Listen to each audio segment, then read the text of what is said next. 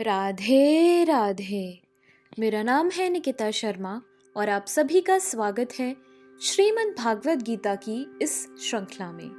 पिछले श्लोकों में हमने समझा कि किस प्रकार श्री कृष्ण अर्जुन को समझाते हैं कि हे भरत श्रेष्ठ, अब मैं तुम्हें इस संसार से विदा होने के विभिन्न मार्ग का वर्णन करूंगा, जिनमें से एक मुक्ति की ओर ले जाता है और दूसरा पुनर्जन्म की ओर ले जाता है। जो परब्रह्म को जानते हैं और जो इस संसार से विदा होते हैं, वे सूर्य के उत्तर दिशा के 6 महीनों के दौरान चंद्रमा के उज्जवल पक्ष और दिन के उज्जवल भाग में परम गति को प्राप्त करते हैं। वैदिक कर्मकांडों के अभ्यासी जो सूर्य के दक्षिणी पाठ्यक्रम के 6 महीने चंद्रमा के कृष्ण पक्ष धुएं के समय रात के दौरान मर जाते हैं, वे दिव्य निवासों को प्राप्त करते हैं। स्वर्गिक सुखों को भोगकर वे पुनः पृथ्वी पर लौट आते हैं। ये 2 उज्जवल और अंधेरे रास्ते इस दुनिया में हमेशा मौजूद रहते हैं। प्रकाश का मार्ग मुक्ति की ओर ले जाता है और अंधकार का मार्ग पुनर्जन्म की ओर ले जाता है। चलिए आज बढ़ते हैं अगले श्लोकों की ओर। श्रीमद् भागवत गीता के 8वें अध्याय के 27वें श्लोक में कहा गया है, नैते सृति पार्थ जानन्य योगी मुह्यति कंचन तस्मात् सर्वेषु कालेषु योग युक्तो भवार्जुन। अर्थात हे अर्जुन, यद्यपि भक्तगण इन दोनों मार्गों को जानते हैं किंतु वे मोहग्रस्त नहीं होते, अतः तुम भक्ति में सदैव स्थिर रहो। कृष्ण अर्जुन को उपदेश दे रहे हैं कि उसे इस जगत से आत्मा के प्रयाण करने के विभिन्न मार्गों को सुनकर विचलित नहीं होना चाहिए। भगवत भक्त को इसकी चिंता नहीं होनी चाहिए कि वह स्वेच्छा से मरेगा या देवशात। भक्त को कृष्ण भावनामृत में दृढ़ता पूर्वक स्थित रहकर हरे कृष्ण का जप करना चाहिए। उसे यह जान लेना चाहिए कि इन दोनों मार्गों में से किसी की भी चिंता करना कष्टदायक है। कृष्ण भावनामृत में तल्लीन होने की सर्वोत्तम विधि यही है कि भगवान की सेवा में सदैव रत रहा जाए। इससे भगवत धाम का मार्ग स्वतः सुगम, सुनिश्चित तथा सीधा होगा। इस श्लोक का योग युक्त शब्द विशेष रूप से महत्वपूर्ण है।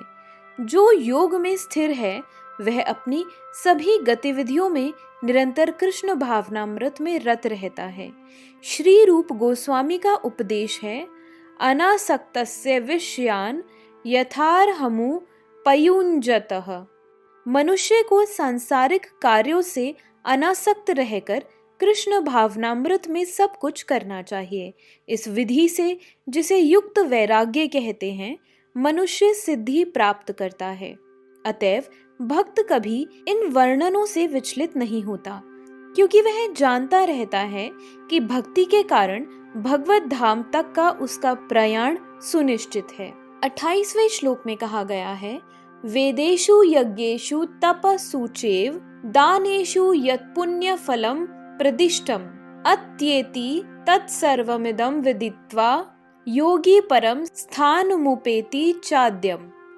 अर्थात जो व्यक्ति भक्ति मार्ग स्वीकार करता है वह वेदाध्ययन, तपस्या, दान, दार्शनिक तथा सकाम कर्म करने से प्राप्त होने वाले फलों से वंचित नहीं होता। वह मात्र भक्ति संपन्न करके इन समस्त फलों की प्राप्ति करता है और अंत में परम नित्यधाम को प्राप्त होता है। यह श्लोक 7वें तथा 8वें अध्याय का उपसंहार है, जिनमें कृष्ण भावनामृत तथा भक्ति का विशेष वर्णन है। मनुष्य को अपने गुरु के निर्देशन में वेदाध्ययन करना होता है। उन्हीं के आश्रम में रहते हुए तपस्या करनी होती है।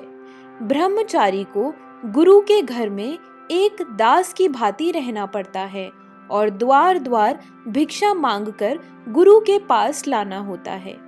उसे गुरु के आदेश पर ही भोजन करना होता है और यदि किसी दिन गुरु शिष्य को भोजन करने के लिए बुलाना भूल जाए तो शिष्य को उपवास करना होता है। ब्रह्मचर्य पालन के ये कुछ वैदिक नियम हैं। अपने गुरु के आश्रम में जब छात्र 5 से 20 वर्ष तक वेदों का अध्ययन कर लेता है तो वह परम चरित्रवान बन जाता है। वेदों का अध्ययन मनोधर्मियों के मनोरंजन के लिए नहीं अपितु चरित्र निर्माण के लिए है।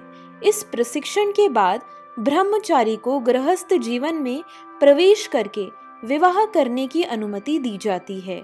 गृहस्थ के रूप में उसे अनेक यज्ञ करने होते हैं जिससे वह आगे उन्नति कर सके।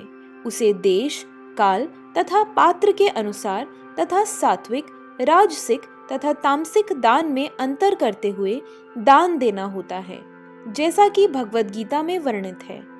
गृहस्थ जीवन के बाद वानप्रस्थ आश्रम ग्रहण करना पड़ता है, जिसमें उसे जंगल में रहते हुए वृक्ष की छाल पहनकर तथा क्षौर कर्म आदि किए बिना कठिन तपस्या करनी होती है। इस प्रकार मनुष्य ब्रह्मचर्य, गृहस्थ, वानप्रस्थ तथा अंत में संन्यास आश्रम का पालन करते हुए जीवन की सिद्धावस्था को प्राप्त होता है। तब इनमें से कुछ स्वर्गलोक को जाते हैं और यदि वे और अधिक उन्नति करते हैं तो अधिक उच्च लोकों को या तो निर्विशेष ब्रह्म ज्योति को या वैकुंठ लोक या कृष्ण लोक को जाते हैं। वैदिक ग्रंथों में इसी मार्ग की रूपरेखा प्राप्त होती है, किंतु कृष्ण भावनामृत की विशेषता यह है कि मनुष्य एक ही झटके में भक्ति करने के कारण मनुष्य जीवन के विभिन्न आश्रमों के अनुष्ठानों को पार कर जाता है। इदम विदित्वा शब्द सूचित करते हैं कि मनुष्य को भगवद गीता के इस अध्याय में तथा 7वें अध्याय में दिए हुए कृष्ण के उपदेशों को समझना चाहिए। उसे विद्वत्ता या मनोधर्म से इन दोनों अध्यायों को समझने का प्रयास नहीं करना चाहिए, अपितु भक्तों की संगति से श्रवण करके समझना चाहिए। 7वें से लेकर 12वें तक के अध्याय भगवद गीता के सार रूप हैं। प्रथम 6 अध्याय तथा अंतिम 6 अध्याय इन मध्यवर्ती 6 अध्यायों के लिए आवरण मात्र है, जिनकी सुरक्षा भगवान करते हैं। यदि कोई गीता के इन 6 अध्यायों को भक्त की संगति में भलीभांति समझ लेता है तो उसका जीवन समस्त तपस्याओं, यज्ञों, दानों, चिंतनों को पार करके महिमा मंडित हो उठेगा, क्योंकि केवल कृष्ण भावनामृत के द्वारा उसे इतने कर्मों का फल प्राप्त हो जाता है। जिसे भगवद गीता में तनिक भी श्रद्धा नहीं है उसे किसी भक्त से भगवद गीता समझनी चाहिए, क्योंकि 4थे अध्याय के प्रारंभ में ही कहा गया है कि केवल भक्तगण ही गीता को समझ सकते हैं, अन्य कोई भी भगवद गीता के अभिप्राय को नहीं समझ सकता। अतः मनुष्य को चाहिए कि वह किसी भक्त से भगवद गीता पढ़े, मनोधर्मियों से नहीं। यह श्रद्धा का सूचक है। जब भक्त की खोज की जाती है और अंततः भक्त की संगति प्राप्त हो जाती है, उसी क्षण से भगवद गीता का वास्तविक अध्ययन तथा उसका ज्ञान प्रारंभ हो जाता है। भक्त की संगति से भक्ति आती है और भक्ति के कारण कृष्ण या ईश्वर तथा कृष्ण के कार्यकलापों, उनके रूप, नाम, लीलाओं आदि से संबंधित सारे भ्रम दूर हो जाते हैं। इस प्रकार भ्रमों के दूर हो जाने पर वह अपने अध्ययन में स्थिर हो जाता है। तब उसे भगवद गीता के अध्ययन में रस आने लगता है और कृष्ण भावना भावित होने की अनुमति होने लगती है। आगे बढ़ने पर वह कृष्ण के प्रेम में पूर्णतया अनुरक्त हो जाता है। यह जीवन की सर्वोच्च सिद्ध अवस्था है, जिससे भक्त कृष्ण के धाम गोलोक वृंदावन को प्राप्त होता है, जहाँ वह नित्य सुखी रहता है। तो इन्हीं श्लोकों के साथ हमारे श्रीमद् भागवत गीता के 8वें अध्याय के श्लोकों का अध्ययन भी समाप्त होता है। अगले वीडियो में हम अगले अध्याय के श्लोकों को समझेंगे। तो चलिए इसी के साथ हम आज की वीडियो को समाप्त करते हैं। अगर आप सभी लोग श्रीमद् भागवत गीता की इस श्रृंखला में हमारे साथ हैं तो हमें अपने विचार कमेंट सेक्शन में जरूर बताएं और इस वीडियो को अपने परिवारजनों और मित्रगणों के साथ जरूर शेयर करें, ताकि उनके जीवन में भी श्रीमद् भागवत गीता के इतने सुंदर ज्ञान के कारण कोई बदलाव हो सके। तो चलिए मिलते हैं अब अगले श्लोकों के साथ एक नई वीडियो में।